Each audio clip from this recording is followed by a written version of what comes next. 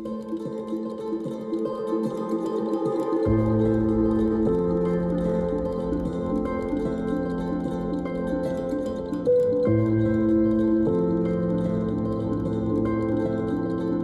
it's great to chat with Dr. Robert Cialdini. Dr. Cialdini is the author of Influence and Persuasion and is recognized the foundational expert in the science of influence. His principles of persuasion have become a cornerstone for any organization serious about ethically and effectively increasing their influence. Dr. Cialdini has earned a global reputation for his ability to translate his scientific research into valuable and practical actions. He's a New York Times, Wall Street Journal, and USA Today best-selling author with over 7 million copies sold in 44 different languages. He's the president and CEO of Influence at Work. As a popular keynote speaker, he also helps organizations in the U.S. and abroad. Robert, what an honor it is to chat with you today. Well, thank you. I'm looking forward to our interaction, Scott. Well, as you know, you're a legend in this field, and this book is such a seminal book. I remember reading it in grad school and savoring every single word of it. Why did you decide to update it? Well, there was a push and a pull there, to be honest. The previous version was still selling very well, and there's that "if it ain't fixed, don't break it" idiom that I had to confront. But it's also the case that there was a quote that my grandfather used to favor when I was a kid, and it just seemed to me that it had a lot of relevance for my situation. And he used to say, if you want things to stay the same, things are going to have to change around here, right? And it just struck me that that's exactly the situation I was in. Things were going well, but if I wanted them to remain going well, I needed to align myself with the newest research in persuasion science that I hadn't addressed in previous editions. And I even had a new universal principle of influence, I thought, that had occurred to me in the interim that I needed to talk about.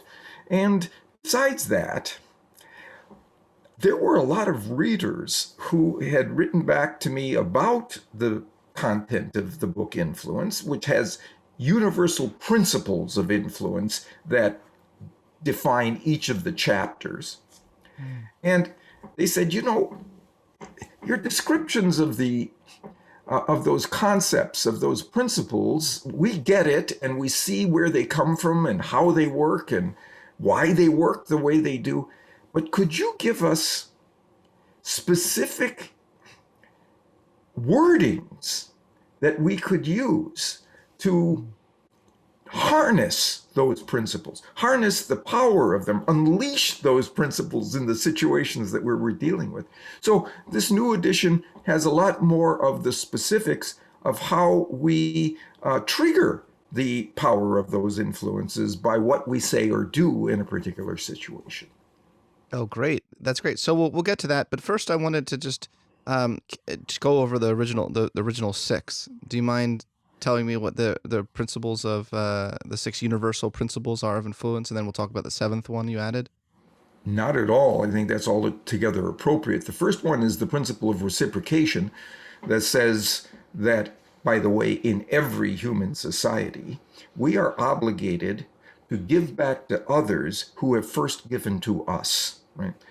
We just are obligated to do so by the socialization we have all undergone, so that we are taught from childhood, you must not take without giving in return. You must not take without giving in return. For those people who break that rule, we have very nasty names. We call them moochers or ingrates or takers. And nobody wants to be labeled like that. So people will go to great lengths to give back to those who have given to them. There was a study done in McDonald's restaurants in Colombia and Brazil in South America. The researchers arranged for every family to come into the location and for the children to receive a balloon.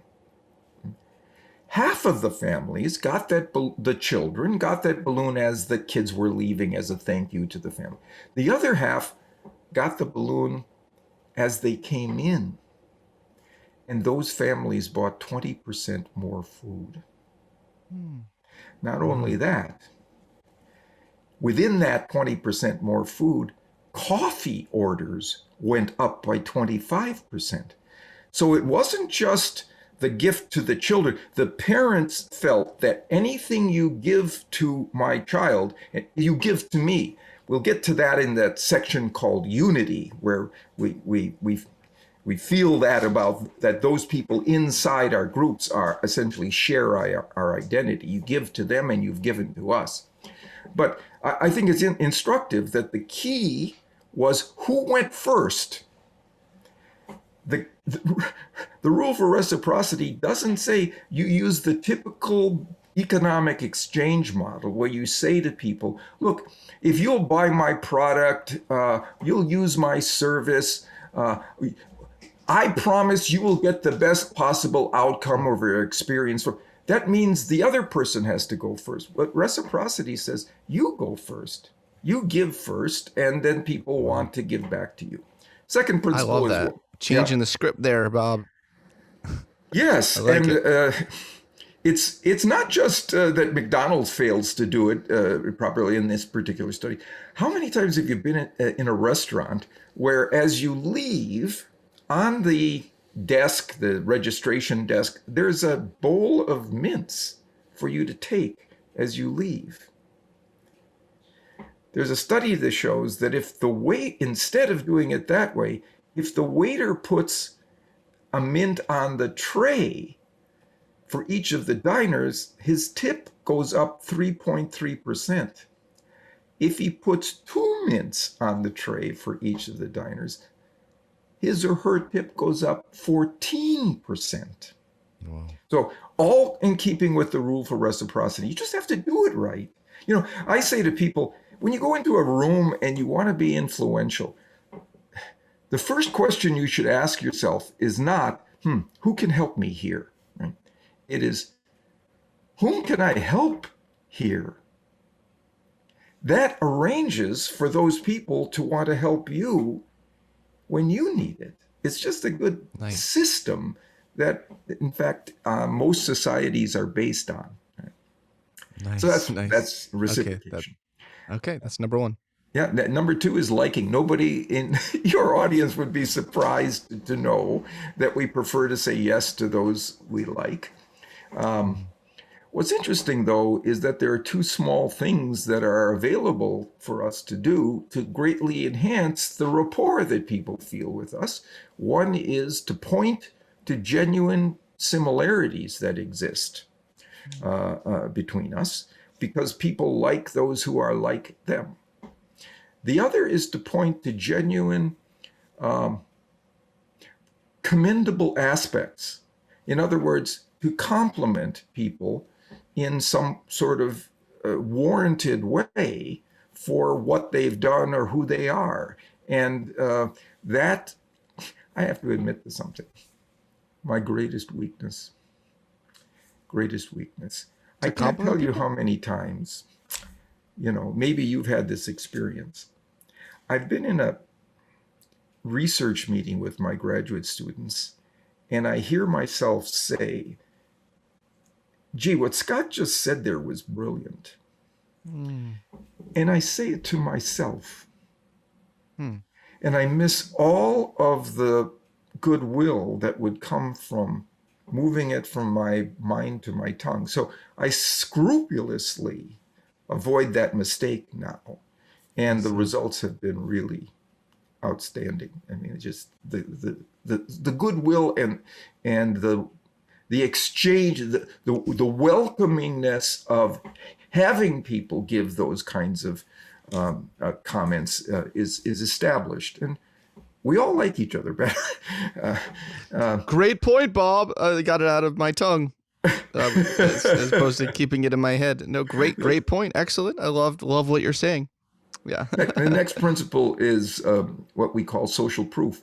The idea that one way we decide what we should do in a situation is not proof that comes from some empirical or logical information that we've received. It comes from social information. What are the people around us like us doing in this situation, that allows me to reduce my uncertainty about what I should do in this situation. For example, a study done in Beijing shows you the cross-cultural reach of this. Uh, Restaurant managers at one string of restaurants in China put a little asterisk next to certain items on their menu, and each one immediately became 13 to 20%, depending on the item, more likely to be purchased. So what did the asterisk stand for? It wasn't what we normally see, which is this is a specialty of the house, or this is the chef's selection for this evening. It was, this is one of our most popular items. And each became 13 to 20% more popular for its popularity. Right? So one way as a communicator of genuine information that we can give to other people is to say, we have a lot of popularity for what we are doing, and give them examples of that, or percentages, or market share, or this sort of thing. And that always is an easy way for people to take the shortcut to yes. Oh, okay. Then I don't have to continue to calibrate and think about the pros and cons of this. The majority of people like me like it, so that's a shortcut to yes. But there's some new research now. My team is responsible for some of it that takes the principle of social proof to another level. And it is that, suppose you have a startup, or you have a new product or service, or an idea, a new initiative you would like people to join you in. But because it's new, you can't point to social proof. The social proof is minimal. I mean, it's actually negative. Not a lot of people are doing it. Is there anything you can do under those circumstances? It turns out there is. Even if you only have a minority or a small minority of people who have adopted it because it's a good idea. You have to have a good idea. But if it's a good idea, you get to show a trend to that minority position. If it's only 20% of the market that's interested in, if you just say 20%, that's a statistic. If you said 6 months ago it was 10%, that's a difference. And that's much better. But if you say 6 months ago it was 10%, 3 months ago it was 15%, this month it's 20%, the same 20% is the endpoint of a trend. And people project the function of a trend into the future, so that for the first time you have the leverage of something we didn't know the label of before, future social proof. In the research that we did, it showed that if you give people a trend to 20%, they are more likely to say yes to it, right? Because they expect in the future it will be more than 20%. If you've got a good idea with that kind of ability to move people upward in a trend, you'd be a fool of the influence process not to honestly give them 3 data points. 1 data point is a statistic. 2 data points, a difference. 3 data points, a trend. Next principle, it also helps you. You're on a roll. You're on fire. Scott, I love this stuff. I can tell. All my life, I've been curious about human behavior. And Yeah. I have a job. We have a job where the job is to find out what we're curious about, to find out, to solve the things we're interested in and curious about. What a job. Hey everyone, I'm excited to announce that the 8-week online Transcend course is back. This iteration of the course, which will run from September 5th to October 24th of this year, will use science to help you live a more fulfilling, meaningful, creative, and self-actualized life. There will be limited slots available, so save your spot as soon as possible. In addition to the regular class pricing, we're also offering limited slots for personal self-actualization coaching. Save your spot today by going to transcendcourse.com. That's transcendcourse.com. The Transcend course is just one of the offerings of the brand new Center for the Science of Human Potential. The Center for the Science of Human Potential's mission is to use science to help each person fulfill their highest potential and contribute to the good of society. Toward that goal, we offer classes, coaching, and consulting opportunities to help people apply the latest science to help themselves, their organizations, their schools, their families, and their communities to be more creative, loving, and full of transcendent possibilities. For more on the center, you can go to scienceofhumanpotential.com. Hey everyone, doing this podcast for y'all is one of my greatest privileges, but the costs of maintaining a professional production like this one really adds up. I'm grateful to today's sponsors who help fund the show, but if you prefer a completely ad-free experience, you can join us at patreon.com/psychpodcast. You'll get completely ad-free episodes, all while directly supporting the show for as little as $5 a month. That's patreon.com/psychpodcast. How did you get it? What a job is right. But how did you get interested in this topic to begin with? Like, were you even fascinated with the idea of influence when you were like a little kid? Yes. Well, partially when I was a little kid, but also a little bit older, when I recognized that I was a patsy. I was a pushover for the appeals of various salespeople or fundraisers, and I would find myself in unwanted possession of these things or giving to causes I hardly heard of. And it occurred to me that there must be something other than the merits of the case that got me to say yes. Because I didn't really want these things inherently. I didn't really want to give my money to this cause I didn't know anything about because of the features of it that had been that it seemed to have. It was because of the way the merits and the features were presented to me that made the difference. There was a psychological dimension. It had to do with the delivery system that was employed to give me the merits or the features, and I was swept by those. Those things enthralled me, and I remember thinking to myself, now that's interesting. That's worth studying, and not just out of self-defense, right? But because I thought, well, a lot of people would be interested in that. So, and they that was did really become the beginnings. Your intuition was right. Okay, so where are we now? Are we up to the fifth principle?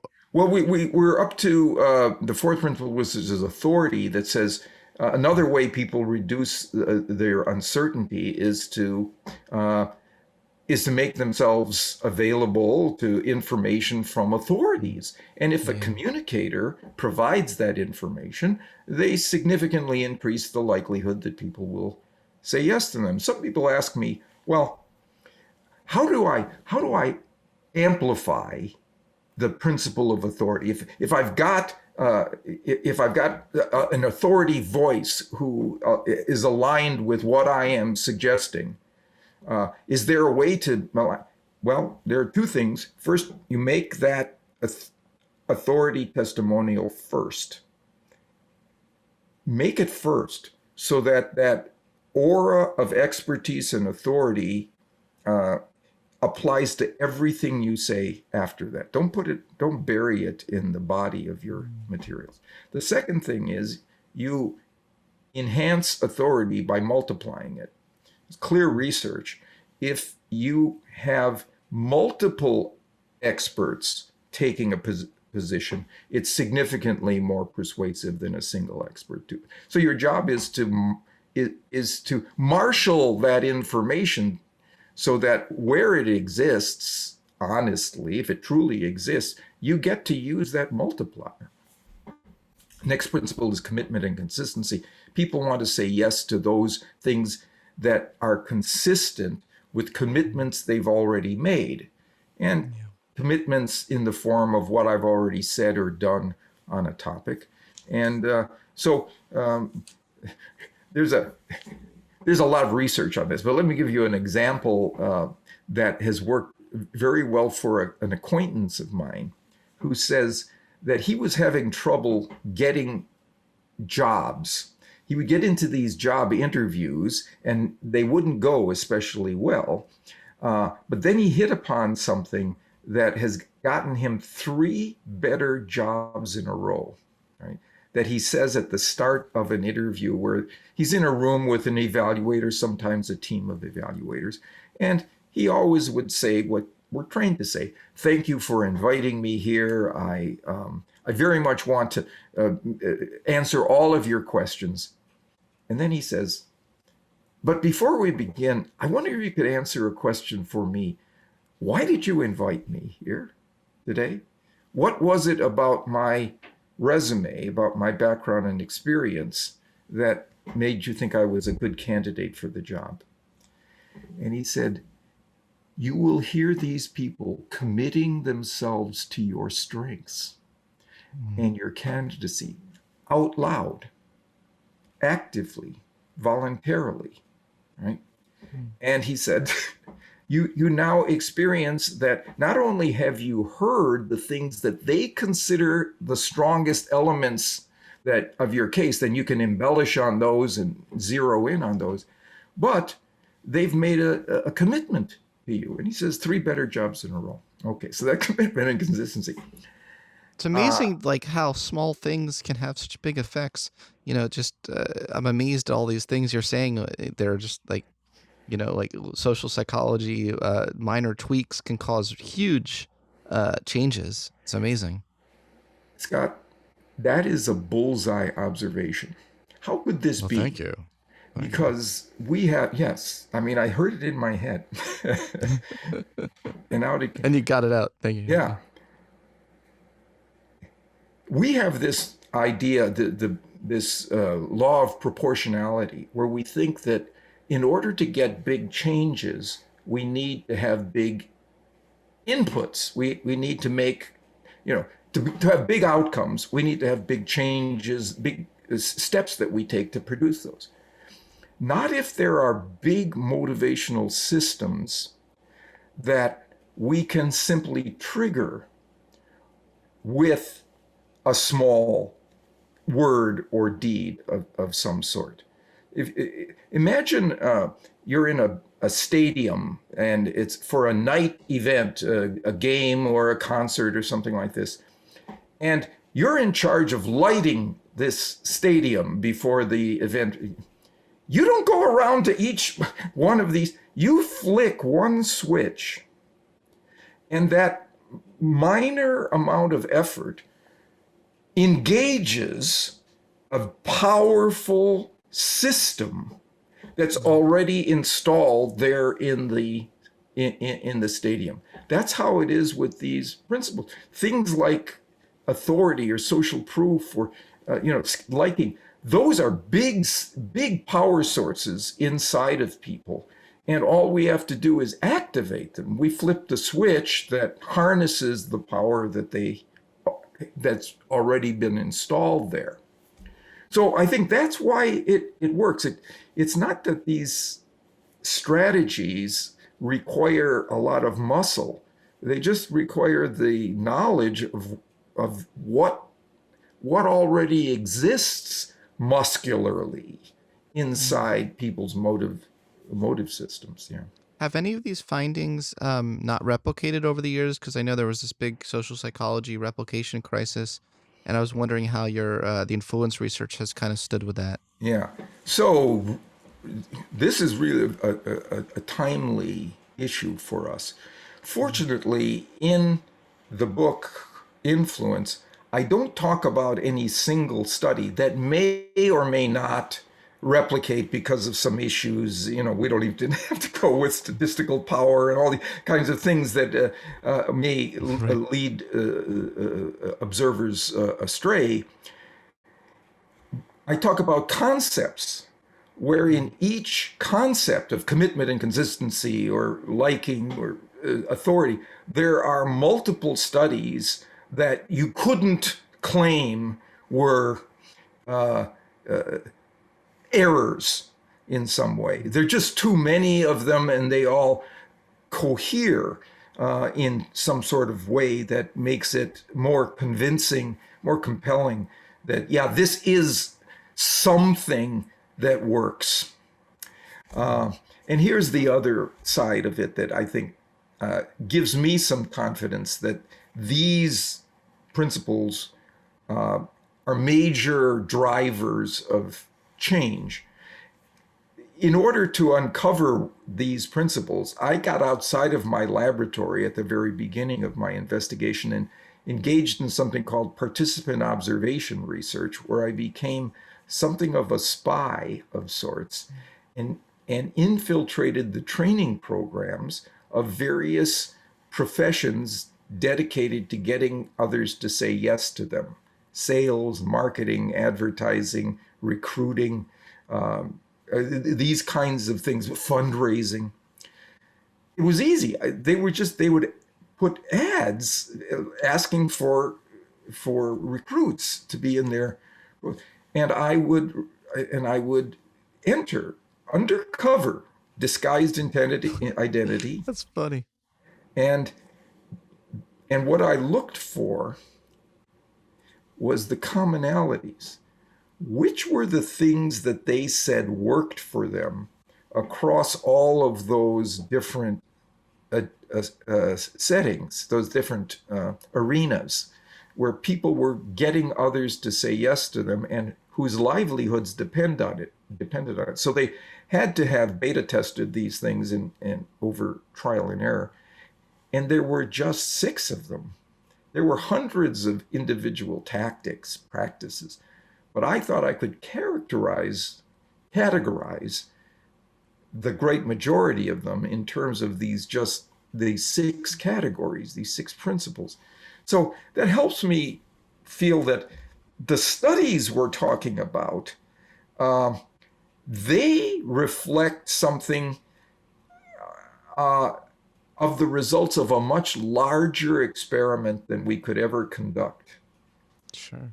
in the Yeah. laboratory, or that it's what has proven to be successful for people whose livelihoods depend on the success of the strategies. Right. I'd be shocked to find out that someday it turns out that if you don't like the person, that's better than if you like the Right, person. right. That it'll overturn that one, or some of these seem like, yeah, well, there's some universal principle there, yeah, Yeah. of human nature. Okay, so what's the are we on number 6 Well, now? we've got one last one, and One another one. more. You people, all your followers will agree. Scarcity. People want more of those things they can have less of, and one reason that is the case, I think, applies to what Daniel Kahneman has won the Nobel Prize for demonstrating, and that is the power of loss aversion, uh, as opposed to, so that we are more, in his prospect theory, says the prospects of losing something are more motivating to us than the prospects of gaining that same thing under conditions of risk and uncertainty. Not all the He time. was Yeah. he was just on the podcast. Oh, he was. Yes, That was a yes. good get. I Yeah. know.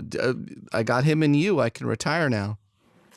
Yeah. Yeah, I was on at a conference where I was in a program to be interviewed with Richard Thaler and Daniel Kahneman and me, right?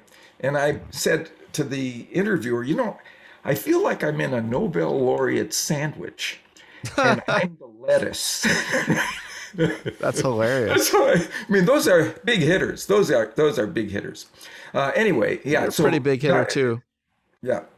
So, thank you. But what Kahneman says is there's loss aversion. Well, that's what scarcity, the basis of scarcity is you're, if something is scarce or rare or dwindling in availability, you're afraid Mm. that it will be lost to you.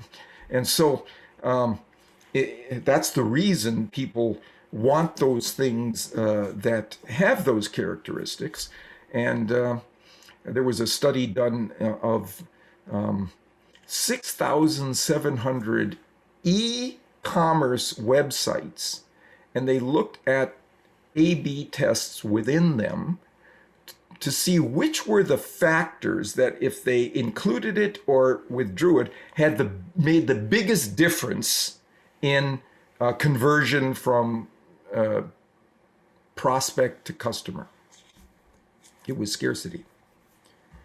Wow. It was scarcity. If you could honestly say that we have a limited number of these at this price or with these features or with this payment plan or whatever it was, you got significantly more um,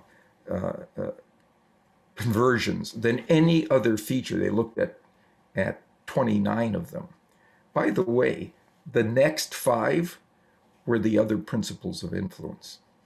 Nice. But scarcity was at the top of those principles, provided that it was scarcity of number, not scarcity of, not limited time. So it was a limited number of items rather than, oh, you can only get this for 1 week. If you can get it for 1 week, that means you can decide to get it any time in that week. If it's a Mm. limited number and there's competition for it, therefore, you better move now. And that's Mm. the reason limited number is more successful than limited time offers. Yeah. Makes sense. So those are the original 6 principles. Now, you added one that is very, very relevant to the world today. Um, It's the da, da, principle of, da. yeah, please.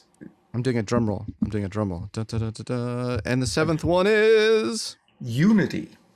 And Mm. essentially, it's membership in a group Okay.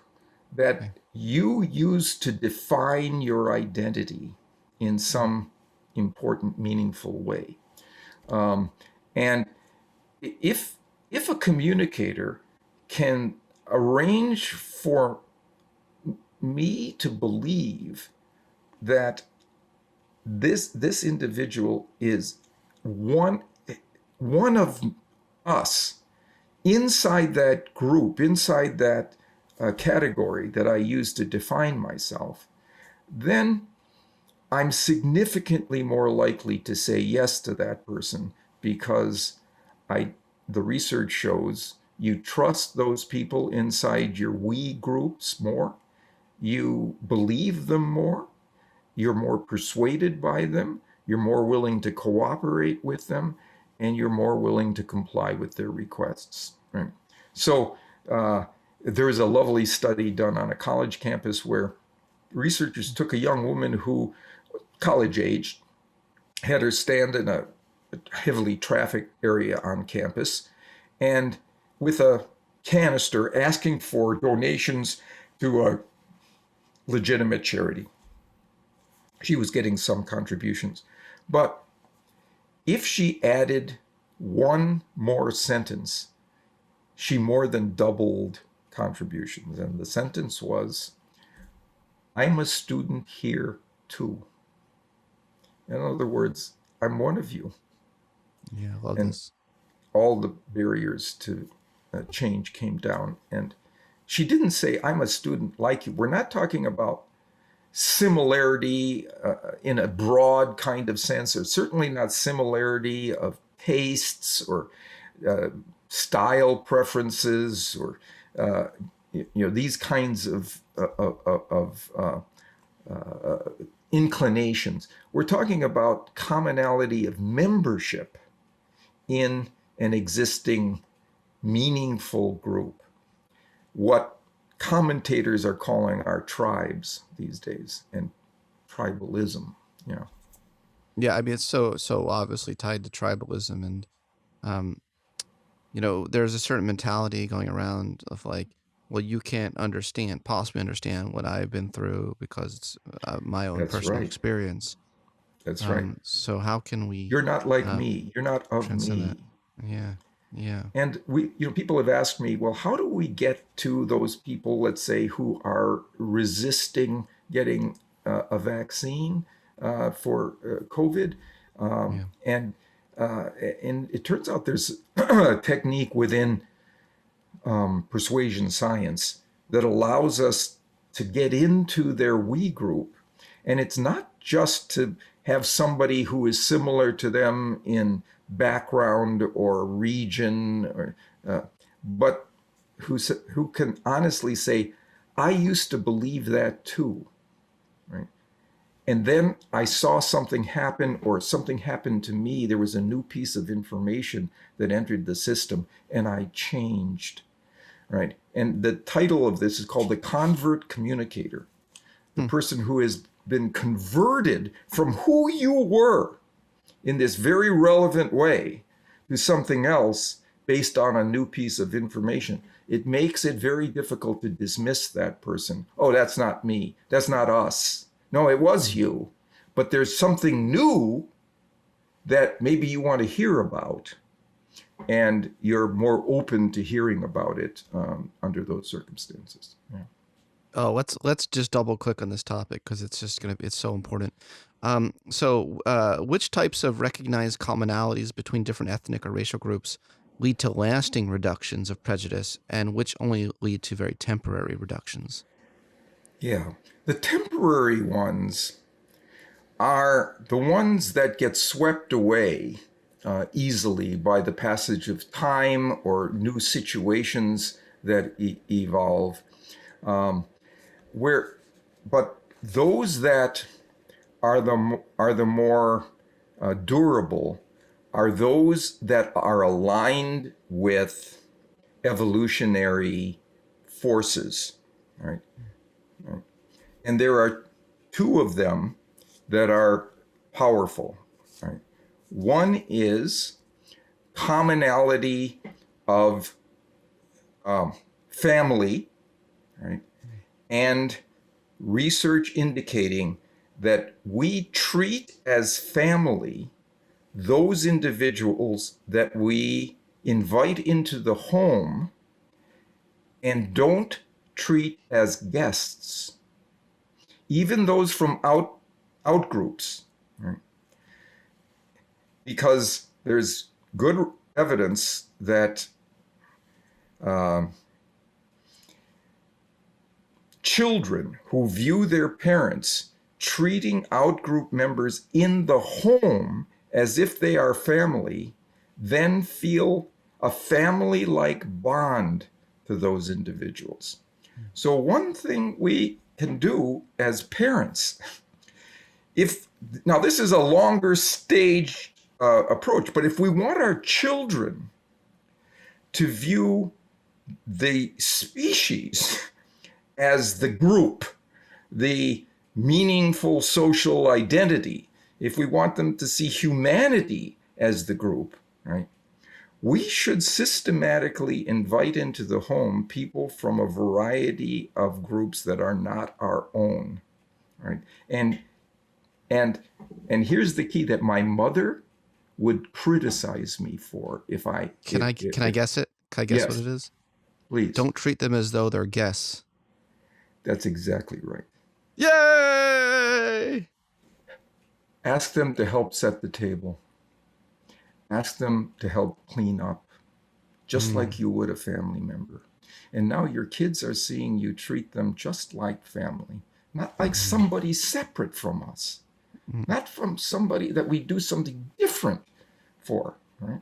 So I love that's it. one of them. The other is something that is much more easily done, but it's not easy to undertake in the moment. Mm, But there's research to show that we feel more bonded to the people that we share a region or community or neighborhood with, right? Because again, evolutionarily, we began as a species in evolve. Let's say we evolved in small groups, tribes, and clans of one sort or another that were barely more than 25 to 50 individuals at a time. And those individuals typically shared our identity. They shared our genetic identity, right? And so what we find now is evidence that people give favor to those inside their region. There's even a term for it called localism, where you find, for example, that if you receive a request to participate in a survey from a university, you're significantly more likely to comply with that request if it's a university in your state. Mm-hmm. There was a study done of people who reacted to a military death in Afghanistan, let's say Afghanistan, so a soldier, a US soldier, military personnel, was killed. They became significantly more against the war in Afghanistan if that soldier was from their state. Right? So there's this regionalism there. And I, I'm going to tell a story I haven't told in any of the interviews that I've done on this book because Is it appropriate? it's No, I'm it's joking. I'm joking. appropriate, but it's a downer. Okay, let's hear it. During this during the Second World War, we know what happened when Nazi forces would command a region, a country, and so on. They would take the Jewish residents and put them in concentration camps, work camps, often death camps, and eliminate them. Well, there was a practice. It really makes my skin crawl when I hear it. That if any in a work camp, if any one individual, right, violated a rule, everyone was lined up. And there was a guard who would go down the line counting to 10 and executing every 10th person. And the story was told to an anthropologist named Ronald Cohen by a former Nazi guard who said he saw this happening again, as it often had, by the same guard who was the bloodless killer in the past. And he went 1 through 30, 10, bang, 1, 2, 3, 4, 5, 6, 10, and he stopped, raised his eyebrows, made a half turn, and executed the 11th. And afterwards, the second guard asked the killer, why did you kill the 11th instead? Was it somebody you had noticed was especially a good worker or especially able to do the things that you wanted him to do? This guy laughed. He said, no. I recognized him. He was from my hometown. Wow. Okay. Wow. So the thing is, inside our neighborhoods, inside our communities, so what we should be willing to do is to relocate, not get out of your house and go, but when you are deciding on a neighborhood to move to for your next relocation, one of the factors should be how many outgroup members live there. That should be a plus for you. That's going to reduce our sense of unity as this small nuclear group to something much larger than that includes people from outside of our in-groups. Yeah, that was a really powerful story, by the way, and generalizing from those principles, I mean, has a lot of deep implications for the way we treat each other these days, people that we think are in our out group. You talk in your book about the role of threat in undermining favorability and inciting hostility towards those outside of one's in-group. What role does threat play there? Threat causes us to pull in the boundaries of we. We become protective, self-protective, right? And so it turns out that the boundaries of our we groups are relatively elastic. We can extend them to include other people under certain sets of conditions. When, for example, when there is no threat, when we've been successful, when the environment seems to be welcoming and reinforcing, we are emboldened to allow a much larger tent to exist. But when things are threatening, then we become much more protective and constrict those boundaries away, and especially away from those individuals who are not of us. We start finding differentiations and reasons to put them outside of the tent. Threat is probably the biggest single motive for constricting our we groups. This is so valuable. Well, your original book was incredibly timely, and this one is even more timely. Just want to say congratulations on this updated version, but just huge thanks for what you've contributed to the field of psychology throughout your whole long and impactful and influential career. Influential career, I should say. Thank you. I appreciate hearing those kind words. Thanks for being on the podcast today. Thanks for listening to this episode of the Psychology Podcast. If you'd like to react in some way to something you heard, I encourage you to join in the discussion at thepsychologypodcast.com. That's thepsychologypodcast.com. Also, if you'd prefer a completely ad-free experience, you can join us at patreon.com/psychpodcast. Thanks for being such a great supporter of the show, and tune in next time for more on the mind, brain, behavior, and creativity.